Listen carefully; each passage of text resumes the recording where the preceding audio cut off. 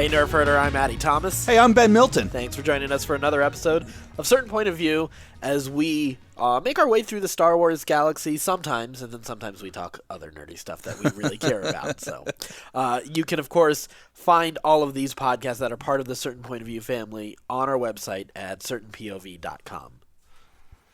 How was your week, man? It's all right. Yeah? Yeah, I wasn't expecting that. but it's good that we're just sharing right now. Sharing is caring. Aw. So, actually, kind of an update I wanted to hear from you is, as some of you know, Ben, you've been going through sort of a little bit of a tournament of your own, an elimination. Like most I did people March Madness in January. Right, people were paying a lot of attention to the NFL playoffs, and then the Super Bowl sort of was and then That's a nice way to put it. I mean, there was 3 minutes of an actual game, but you know. But then the really exciting tournament to watch was your bracket for your new nickname. Yeah, I was actually really thrilled by this whole thing. It was fun. It was such a self-indulgent, stupid thing for me to do, but I had so much fun with it. I found I've been playing around with the idea of like coming up with a new moniker for Twitch, and like I don't really have a nickname. Nobody really calls me anything other than Ben. Right. Like I just it's not something that's ever stuck. Yeah. Right. So I was like, all right, well, let's come up with like a cool Twitch streamer name. Like PewDiePie. That's obviously not his real name, or Could be. I don't know. Asmongold. It might be his name because that guy. But anyway.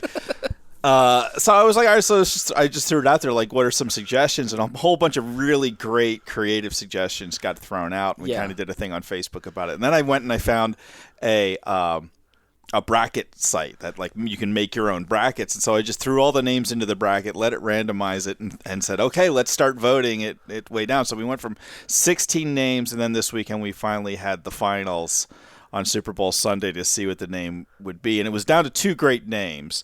The two names were Benator, which is so I don't know how dumb. that survived that long. I saw the suggestion when it initially happened. I was like, really? Benator? Okay, yeah. It's kind of funny. Yeah, I guess it's got a certain charm to it. I'd have to wear horns, I assume, on the stream. I mean, Maybe? Yeah. I guess. I'd just take my shirt off and just be hairy and throw horns on. I guess, like, you could, like, from a concept art standpoint and, like, branding, if you had someone sketch up a Minotaur that looked like you, that could be interesting. Yeah, and get, like, a tattoo of a Minotaur and stuff. Like, I'd be set. As you know, I've been an advocate, and I did go actively campaigning. You did. You were very active. I was in the this. only one who Yeah, you're the only campaigned. person who seemed to really care. Yeah, because I like you as old Ben. Like, I get that. You look like you look Gentle. like you look like Obi-Wan in the desert, like earlier before he gets to the Alec Guinness point. You know, you look like the transition period between you Especially and McGregor and Alec Guinness. If I let the goatee grow, yes. Yeah. You know, like, so I was like, oh yeah, no, old Ben, like, it makes sense. Yeah. You got the Star Wars Not connection. completely grayed out. Right. But I'm also not 20 anymore. Right, exactly.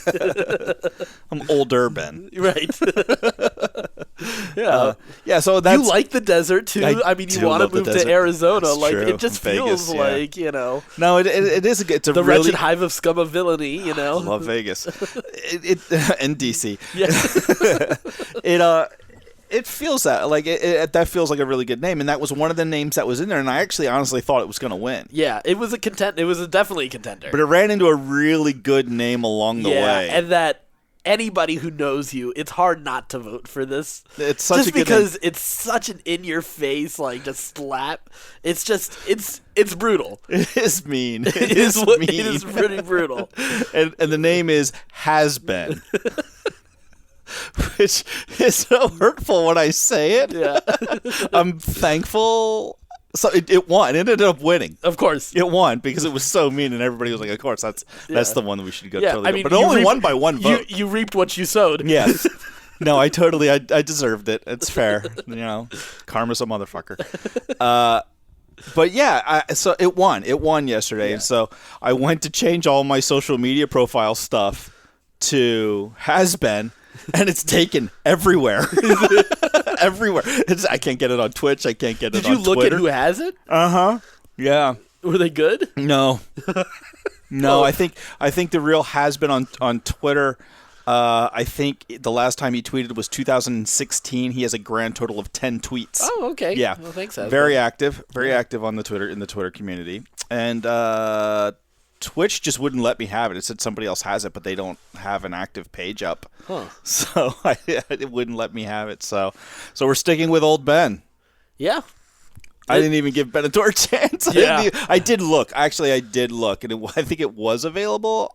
And I was just like, no. So technically, I don't know. Your votes are meaningless. Pretty much. It's just like good American politics, right? You electoral your college way you're out. I did electoral college my way into just saying where it was because it just seemed easier. And at the end of the day, I love a good joke, but I'm also lazy. Right. So we're sticking with old Ben for streaming. It just fits. It does. But I came up with, I was like, okay, well, if we're going to really go just do the old Ben thing, like I should really commit to it and start every stream with a hello there. Right. And then end every stream with a, the force will be with you always. Yeah, of course. Yeah. But then I was like, okay, so that's pretty cool. Like, that's a good way to get in and out of the stream. Like, that makes a lot of sense. Let's do something like hashtaggy, so it can be kind of fun. Like what if we did like That's No Moon Monday? Yeah, I like it. Or a sad Jedi Saturday with You Were My Brother Anakin memes. Or a WTF Wednesdays where with the gif of like of younger Obi-Wan with Anakin on Coruscant and saying like he went completely the other way. Yeah. Just doing silly stuff like that. So I got like a whole bunch of them lined up. So nice. Hopefully in another week or two. There are some amazing Obi-Wan memes. He is just a wealth. Yeah. Prequel Obi-Wan especially. You could do That's No Moon, That's a Space Station Monday and just do like your mama jokes the entire time. Yeah, that's true. That'd be funny. Yeah. That could be a lot of fun. Just have people get on the stream and submit their best yo mama joke. Yeah. That one I actually really like. I do. I actually really do too. Yeah. That'd be fun. So as soon as I get off here, I'm going to go downstairs and stream for yo mama jokes. Yeah. Extra points if they're Star Wars related. Exactly. So cool. Well, so now you've got a new direction to take our streaming adventures. So that'll be fun. Yeah, so. I'm having a lot of fun with it. I'm really enjoying it. Yeah. And you're about to do something really fun too. Yeah, in a little while I'll be recording a brand new show that we're bringing a certain point of view. We're in the habit right now of just bringing new shows on. Recently we brought on Screen Snark with Matt Storm and Rachel Schenk, and then we just introduced a brand new podcast with Case Aiken, J. Mike. And I think Jeff is officially he's the sometimes host. The way we're a sometimes Star Wars podcast.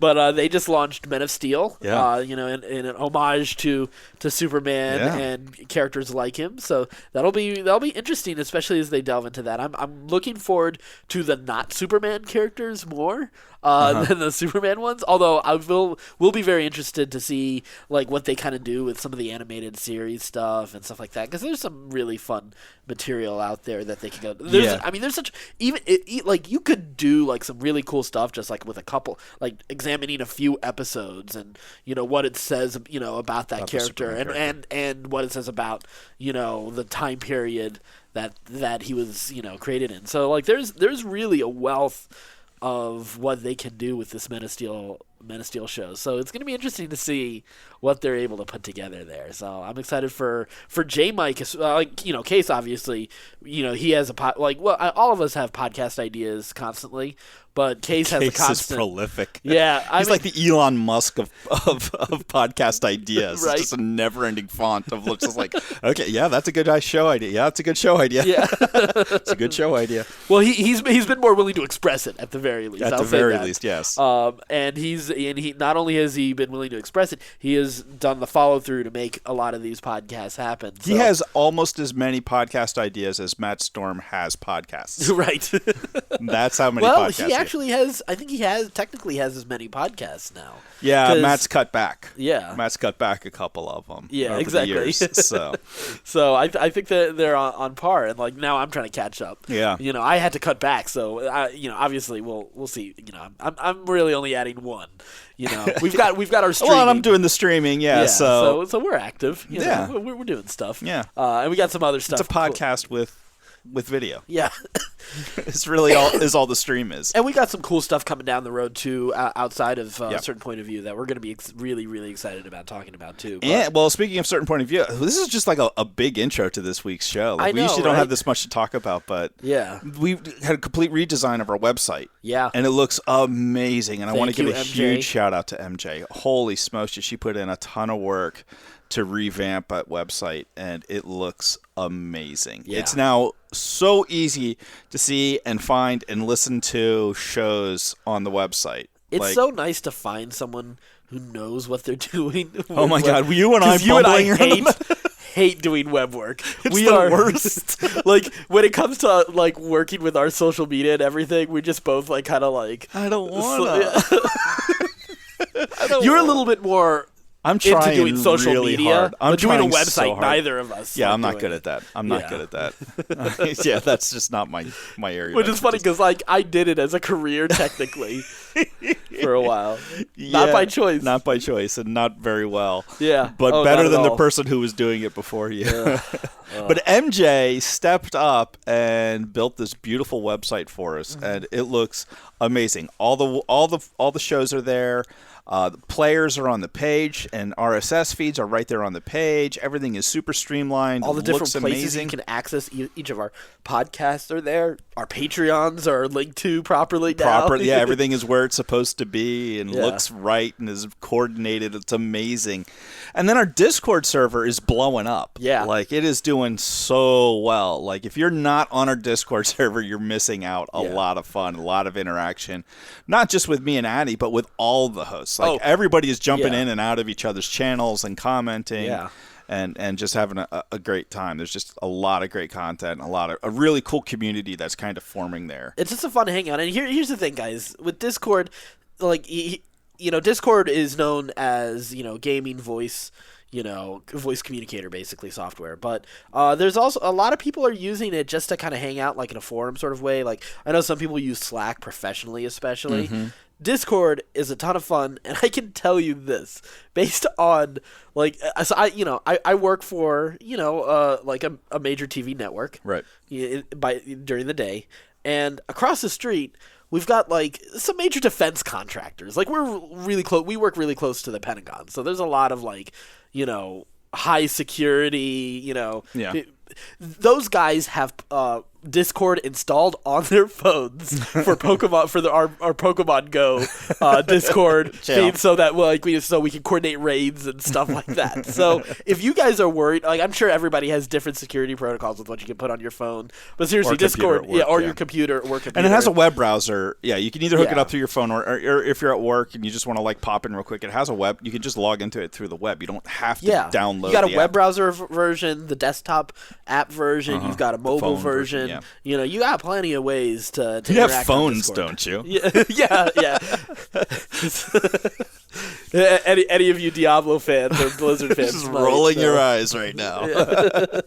But anyway, so but I know sometimes people are a little worried about that because I know some of our World of Warcraft guildies are still working on that transition to Discord. They'll get there soon. Because I absolutely refuse to respond in Facebook anymore. Yeah, I need to do the same. But anyway, guys, you can join us again on Discord, and of course, we didn't even mention what the new podcast I'm doing is.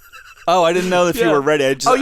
We are. Okay. It's, then roll it out. Real movie news and reviews. We're going to be joined by Hans Martin Jr., who's been a guest on this show and many others on another past several times. And it's just those two so far. So we're going to be excited about him officially being part of the Certain Point of View family. He's been sort of like on the fringes of our family. He's been orbiting, deciding whether or not he wants to go down the drain. Right. But it's going to be awesome. So we're gonna have a movie review show. So That's cool. Yeah, we're gonna have fun with that. It's about time. He's been doing movie reviews for a while, as the Real Movie Critic, and he's got his own website there for that too. But he is going to be joining Certain Point of View and our little family with this podcast. I'll be hosting along with him. And we'll hit a little bit of movie review news. It'll be a very short podcast. We're not looking at doing an hour or 2 hours like we sometimes happen to do on Certain Point of View. Yes. Even though we do 15-minute episodes as well, but we're looking at more of a short form, quick, coming out. A chance for you to quickly get an idea of whether or not a movie's worth your time, if you want to hear a little bit of what we just happen to think about a movie. So all of that again is going to be available on our website, certainpov.com. That is our 15-minute intro. Not bad. Yeah, we had a lot to go through, guys. So you don't even know what you're here for. This is like we didn't even tease at the beginning. Usually, let's get into what's going on. There's so much going on. It's because you asked me how I am, and that totally derailed me. But to be fair, though, we got back on track very quickly. I did. You did get us back on track with oh, hey, tell your story. Yeah, I did. So I'm a good host. You what are. Can I say? You have a gift. Absolutely. We work well together. It's a good team. Yeah. Today's episode is about Star Wars, eventually. Yeah, exactly. We finally got there 15 minutes into the show. So we're going to talk about two things, guys. We're going to talk about the Screaming Citadel, which is a mini event in the Star Wars comics that crossed over between the Dr. Aphra series and the main Star Wars title. And then we're also going to talk about the most recent episode of Star Wars Resistance, the First Order Occupation. Yeah. So let's start with the comics, because I know we actually were supposed to do this last week, and Ben read it and I didn't. It was a very shocking very turn rare of events. role reversal. Shocking turn of events. Yeah. But So you finally got around to it? Yeah, like 20 minutes ago. Well, at least it's fresh in your mind. Yeah. Unlike me, who read it 2 weeks ago. Yeah, I know. This really is at a disservice to you. Yes. Usually I'm the one who's just I just read it, so it's all really fresh. Yeah. I'm looking through it right now as we talk. Yeah, I made the slowest transition through it. I think I did an issue a week, basically. So what did you think, man? I love it. It's it was great, really right? cool.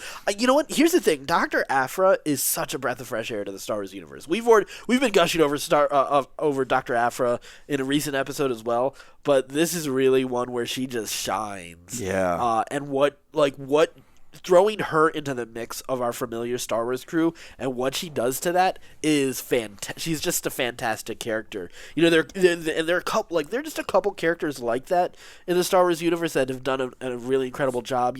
I think George Lucas really hoped Jar Jar would be able to do that, and that didn't quite work out for some fans. But Ahsoka worked out amazingly. Rex worked out really well on that level. Kanan. Yeah, Kanan and Ezra, and I'm really excited about Hera. She's going to be in an upcoming comic series, Alphabet Squadron, which is sort of is going to be a super elite squadron of rebel fighters that are tasked to do secret missions against the Empire. So that's going to be a book and a comic series. So I'm super excited for that. That's coming out this year. That does sound fun. So Hera is good. Yeah, Hera is one of my absolute favorites, and I love coming back to the pilot stuff.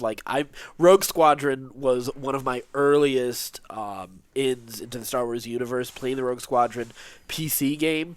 And just the space battles in Star Wars were one of the first things that really resonated with me.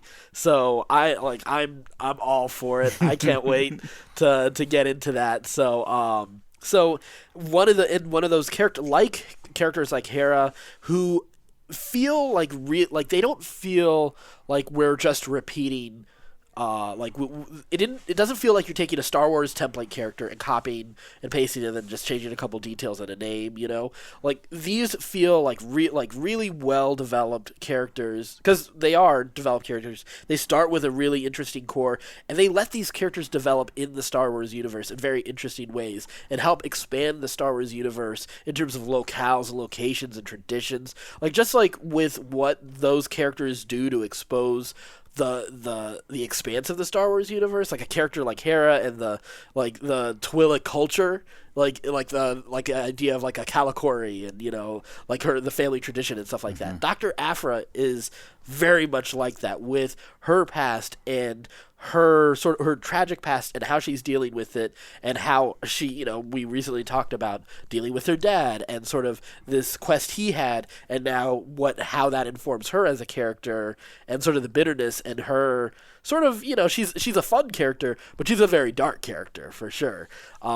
So I'm absolutely fascinated with what she does, and throwing her into the mix with Luke and Han and Leia is just absolutely incredible. It is a lot of fun. It is a ton of fun. I think you're absolutely right. I think Aphra does breathe a sense of fresh air to the whole Star Wars universe in a way that no other character does, because she is a bad guy. Right. But she's so likable.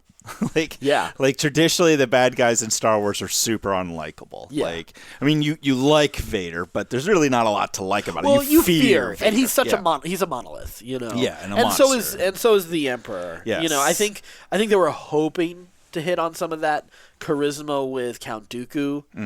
Especially and Christopher Lee's just the guy charisma to do it. Yeah. Does a lot of work, but it falls a little bit short just because he's a little one-dimensional. Yeah, he's just we don't know enough. He's not quite. Yeah, he's just not designed quite as well. Yeah, I'd be very interested to see some Count Dooku backstory. Yeah, I think there's room for that. Yeah. So I'd like to see his time in the Jedi Order and what happened and why there. he goes the way that he does, and why he's a count. Yeah, what's he the count? He of? Doesn't attain the rank of master, or did he? I don't know. Because I think he was on the council. Seems like he's the kind of guy who would have been on the council, right? I feel like he would have been. And then he left. But is Count even a Jedi moniker? No, it feels like that's that doesn't Count doesn't sound like a Jedi moniker. Yeah. Yeah. Because you got Padawan and Master. Well, I kind of assumed that when I don't know if there are there any ranks outside in between there. Well, I just kind of assumed that when he left the Jedi Order, he became a count. A count. Or was he? I thought he was a count before. Oh, that's also possible, I guess. Maybe that a family. He came from family and money and stuff like that. That would make sense. Well, anyway, which would make a really interesting pairing with him and Yoda. Right. Yeah. And then him training. I'd love to see when they're friends. Would Neeson. Yeah. Yeah. Right. But I'd love to see a series of Yoda and Dooku as friends. I would too. And what created the rift between them. That would be a good. That seems like a good buddy cop story. Right. I think it really does. Yeah. Yeah. But going back to Aphra, because she brings the bad guy element, but she's crossovers between the Empire and the Rebellion. She can play on both sides. Yeah. Because of the nature of her work.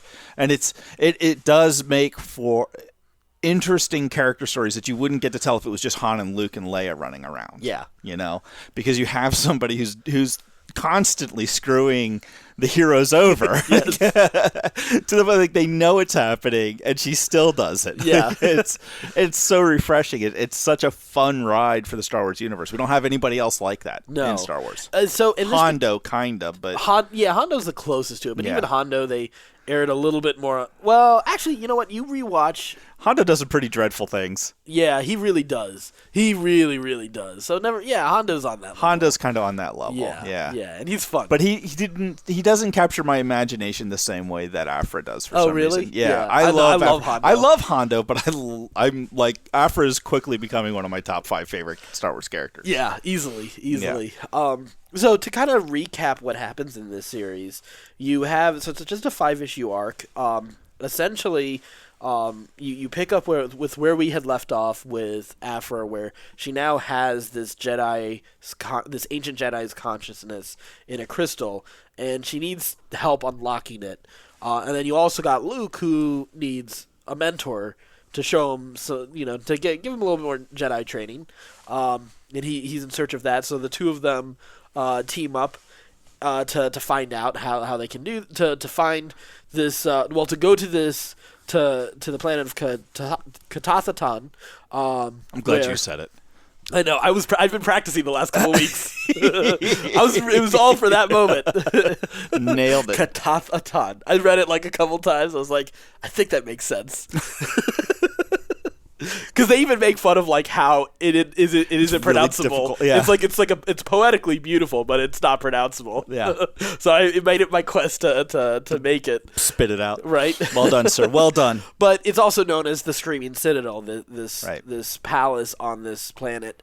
Where there's a queen who only opens her doors once a year for people all over the galaxy to bring them just unique people or things for her to accept as a gift. It turns out that she's, it turns out Luke is that gift from Dr. Aphra. She swindles him and confuses him into thinking that they're going to work together. Exactly.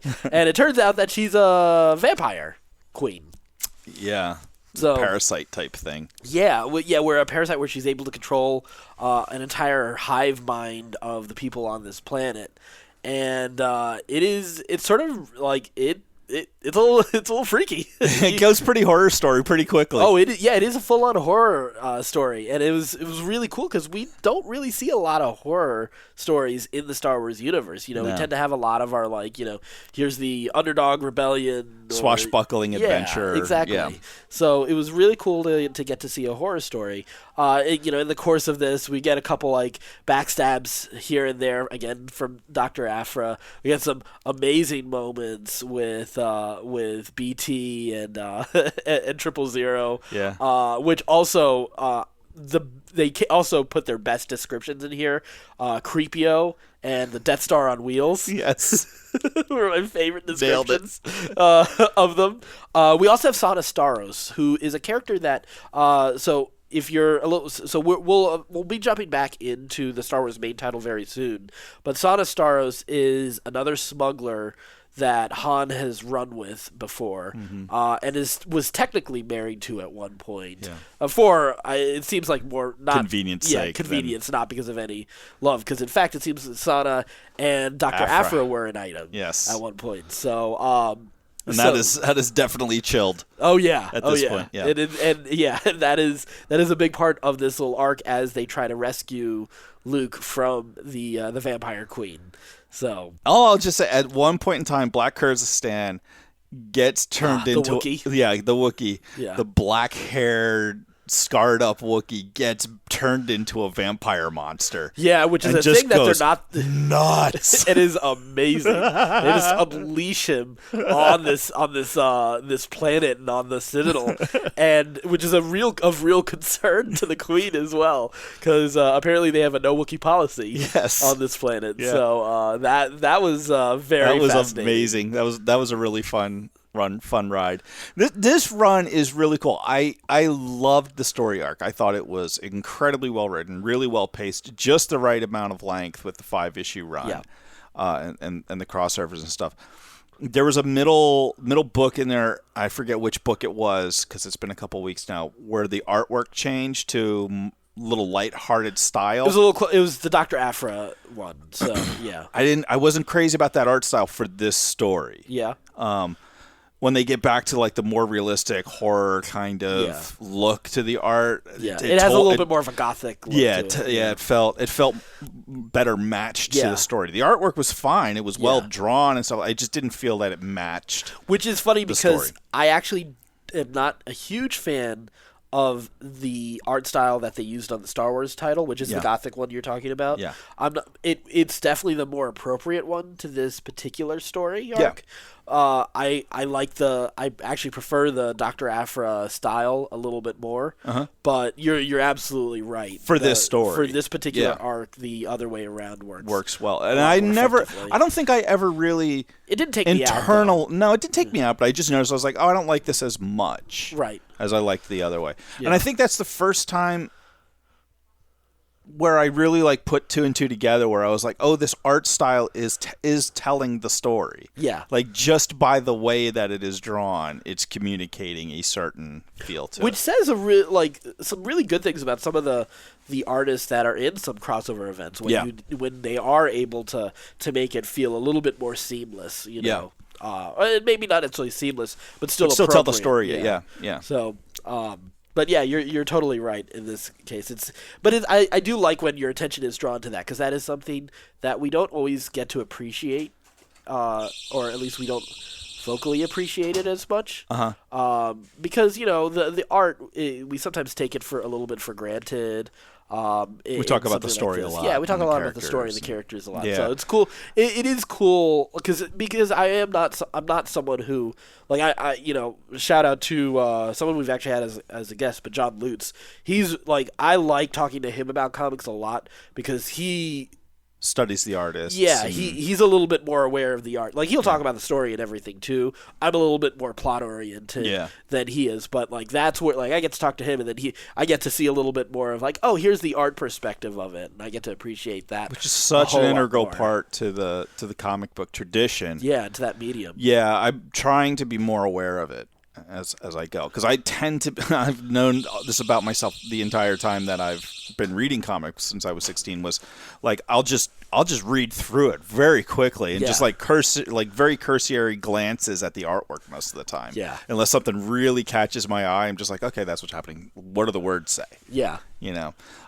So I've been trying to, in this new go around of getting back into comics, of like really trying to like really slow down and notice the art a lot more and take it as more of a complete work. Yeah, absolutely. Yeah. So, some other, really standout moments. It turns out, Han gets controlled by this symbiote as well, which is sort of becomes a fun little, adventure for him and Leia, who are, their burgeoning romance at this point. Yes. And then we also get Luke. Yeah, Luke get controlled. And I will say, it is a seriously badass moment when Luke comes out symbiote controlled. It was pretty exciting. Like that was a legitimate moment where like I sat up a little straighter. I was like, oh, okay. This is serious, right? And I will say, it very much like the fight with the Emperor, where you have a really great, like, a moment that's built up to, in terms of character and emotion and the ideals that he's fighting for, and the search for his own personal meaning, all of and how he relates to the people around him. It builds up to a moment like that, because some of the, like, there's some moments I really enjoy where he is having conversations with Aphra about, their views on the Empire and the rebellion. And, Aphra obviously has worked for the Empire, but she's in it for herself, but she's willing to call the Empire to take care of stuff, and she sees value in the order that they bring. Whereas, obviously Luke doesn't, but there's a moment where even Aphra's a little bit shocked into realizing that, because she kind of brushes him off as a naive idealist, but when she finds out that the Empire killed his family, there's sort of a rude awakening for her, which I thought was a really interesting moment. And then she betrays Luke in the very next panel, which it says it just is like, again, this character is great. Yeah, she is, because she can turn on a dime like that and still stay true to herself. But it does affect her, because as the series wraps up, she's still confronting that idea of his idealism and his hope that she doesn't have. Right. Because they draw a really interesting parallel between the two of them and the way they both have dealt with the trauma in their life and how they've ended as two very different people. Whereas, he's still the ever loving idealist, that boy on Tatooine who's looking out at the two suns. He's still that guy, even through the losses that he's had since then. So, which is absolutely fascinating. It's awesome to see that. And then you have, while he, eventually he's controlled by this symbiote as well, and because he is so powerful, there's sort of a battle for control of the hive mind between him and the Queen. And I love that instead, like, even though he even gets a little bit of an assist from the ancient Jedi in the crystal Roar, and he still decides to abandon that because he knows that's not the mentor he wants. He decides to do it on his own freedom and fight, and he wins. Like, in a single moment, he cuts down the queen. And it's a pretty, like, I felt badass. It's pretty badass when it happens. I was pretty excited. I like that. To me, that was like, holy crap! That felt as satisfying as throwing the Emperor down the shaft. Like that, like, building up to that moment, that redemptive moment for Vader. Like, it felt like very much like the moment, when Luke throws aside the saber and says, "I'm a Jedi like my father before me." Like, it was one of those incredible Star Wars moments, and I was surprised to get that. Yeah, I wasn't ready for that either. It was kind of, I wasn't say it was shocking, but surprising that it hit as true as it did. Yeah. I think it did that because, like, deep down inside, like, we all kind of know we have it in us. Yeah. You know what I mean? But we're all constantly like, oh, well, if I get this if I get this person's attention, or if I get, talk to this person, or I'm mentored by this person, or if the stars align in this way, then it will happen. And that's what Luke is confronted with. He's confronted with, well, you're looking for a mentor. Here is this great Jedi mentor for you. But it's not the right Jedi for him. And it's a Jedi crystal with tons of knowledge. Like, you should think, oh, like, well, of course that'll train me. And he even acknowledges it. And in a way that, like, you would think it seems like he's almost complaining, but you realize he's actually learned that he's got to find his own way. Yeah, his own path. And that, to me, that's one of the most amazing things I saw right there. Because he says something that I love. Because he realizes he can't take the shortcut. That anytime someone takes a shortcut, it leads to the dark side. Yeah, it leads to problems. And that comes back to, like, that pivotal struggle in the Star Wars universe, and that's on a spiritual level, that's on a character level, that's just, instead of someone who wants to rely on dogma, it comes back around to, okay, why are we here, and what are we supposed to do, and how are we supposed to do it? And it's part of that how portion of it. And that's, like, to me, that's exciting. That's the kind of thing that I think about a lot of the time when I'm examining my spiritual beliefs, especially. So, and how that affects me, and how and in the decisions I make every day. So it was cool to see that come out of a vampire series, like mini arc of a Star Wars comic. Yeah, I didn't expect to get A, vampires, B, I didn't expect to get, like, some real good philosophy. Right. Yeah, it's a fantastic arc. If you haven't read it, go pick it up and read it. It's amazing. It's a really, really good run. Really good run. Absolutely. So anyway, we're wrapping up with the comic section of our Star Wars show, but we are going to talk now about the First Order occupation, the latest episode of Star Wars Resistance. So I really liked this episode. It was fun, wasn't it? Yeah. It's definitely, continuing from where we picked off last week with the Doza dilemma. We have the First Order is in full-on occupation of the Colossus. And they have shut it down. Oh yeah, they got curfews. They are interrogating people left and right. Just pulling people off the streets. They're looking for a spy. Yep. And it turns out the spy they're looking for, though, is a pirate spy, not a Resistance spy. And they're looking, though, for Sonara. Yeah. So Kaz is sort of on a little bit of a mission. Even though he should be staying put, he actually decides to go and save Sonara as best as he can.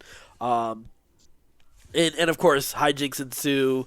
He's super clumsy, like the worst spy ever. He really is. He really is. I do not understand. Like here's the thing. It is evidence of how desperate and how short-handed the Resistance is.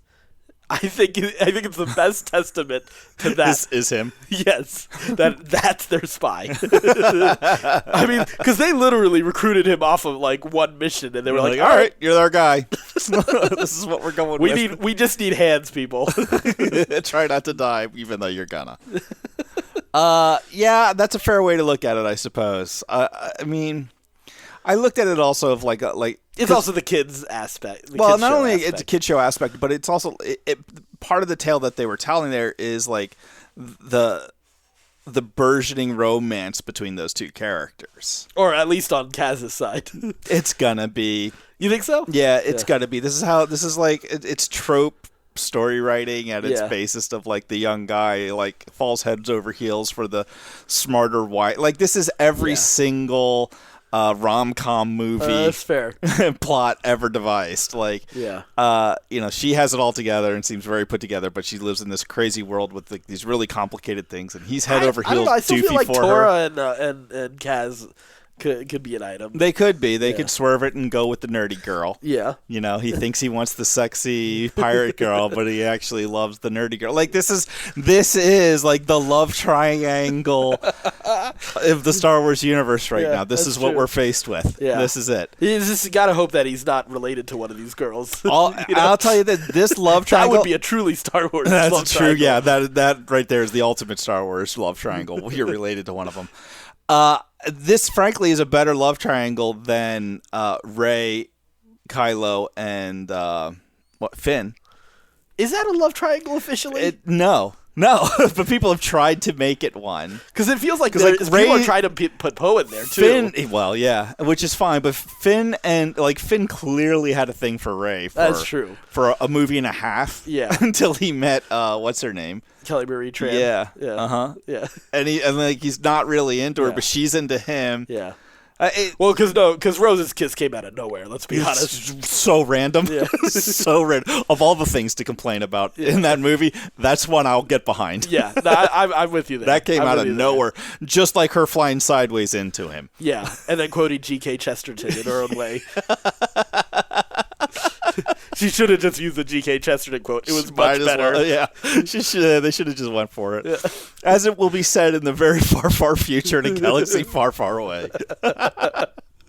And just introduce like some really wonky time travel to Star Wars. Right, exactly. But yeah, like that. This to me was just setting that up of like, oh, he obviously has feelings for her. Yeah.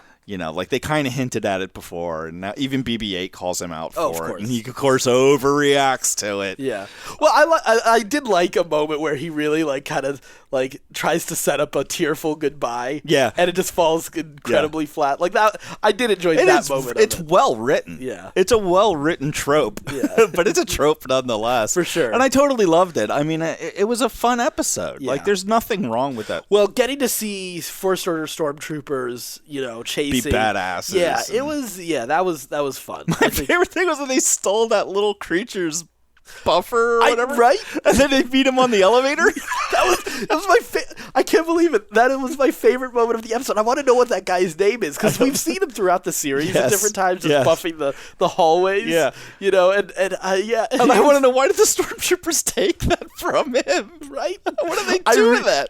I really hope that pays off in some way. I hope so too. It I almost hope that's feels like they will, but thing. Yeah, like it's just reoccurring, just thing happening that in the pops up. background somewhere. Yeah, he's constantly dealing with this. He somehow acquires it, and it's part of the resistance to overthrow the First Order on the occupation. The janitorial services.